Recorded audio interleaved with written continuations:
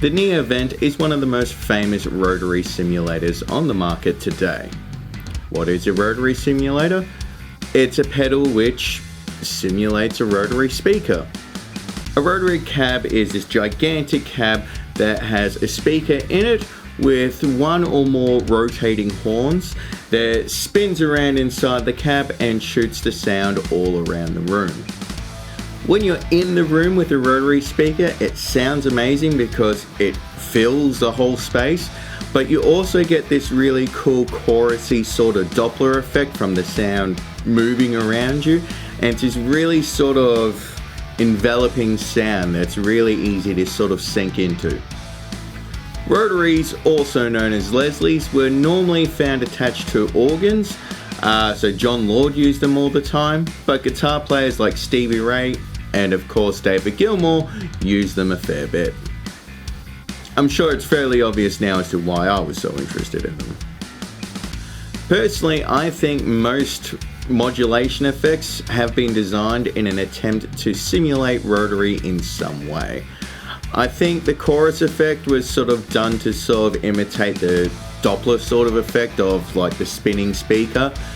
I think phases were invented because often if you have two or more spinning horns inside a rotary cab, you often end up with, one sound being a little bit out of phase and all sorts of weird phasing things going on, if we're honest.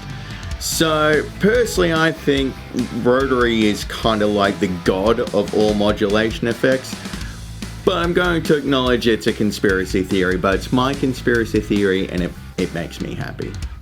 That being said, a real rotary is one of the most inconvenient, painful, annoying things of all time. First of all, they're about the size of a regular 4x12, so one of them. They're not small. On top of that, they're insanely heavy.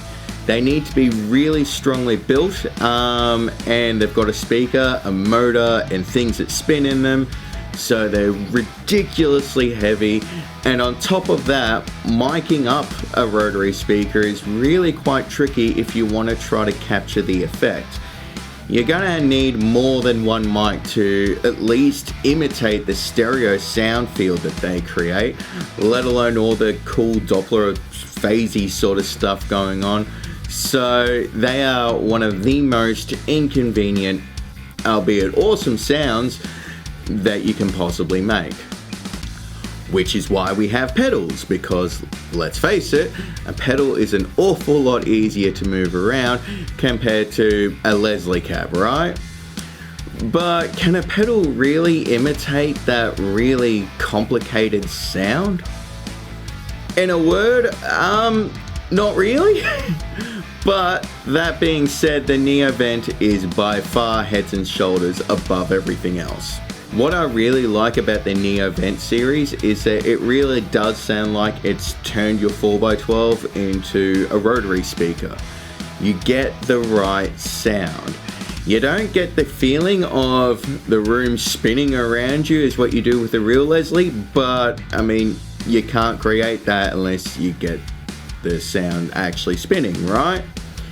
That being said, if you're lucky enough to play this pedal in stereo, you get close. It's pretty damn good. In terms of controls, the Mini Vent has two. It's got on and off, fairly straightforward, and fast and slow. There's also a switch around the back that switches between keyboard mode and guitar speaker mode. I can't remember which switch does what in terms of keyboard mode or guitar mode, because they both sound pretty good. So honestly, ignore all that and use whichever setting sounds best to you. What's cool is that when you switch between fast and slow, the effect speeds up or slows down depending on, whichever one it's doing.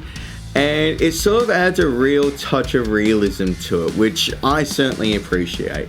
It's a bit niche. It's not really an effect that you'd use all the time or notice in terms of the ramping up or ramping down, but it's kind of cool when you do have an excuse to use it. The only negative I'll say about this pedal is that it's not exactly user-friendly. I mean, it's easy to use if all you want to do is plug it in, hit the on button, and off you go. If you want to change any of the settings, there's this real complicated mess of button pushes and holding this until this, and I never bothered, to be honest. I kind of took it out the box, looked at the manual, went, yeah, nah, and just plugged it in, and honestly, I was happy with it as it sounded out of the box. I think it sounds amazing straight out the box. So, I mean, cool, but if you do want to tweak any of the settings, you're in for a bad time. Also, this pedal is really annoying because it uses a 12-volt power supply.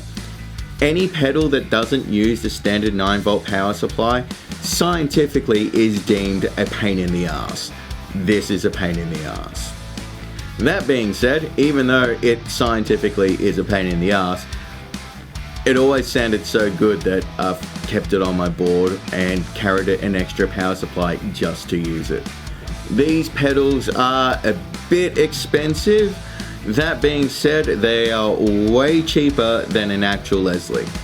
They are also far more convenient than an actual Leslie.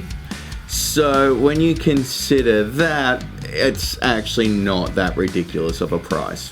If you want a rotary sound, I don't think you're going to do much better than this.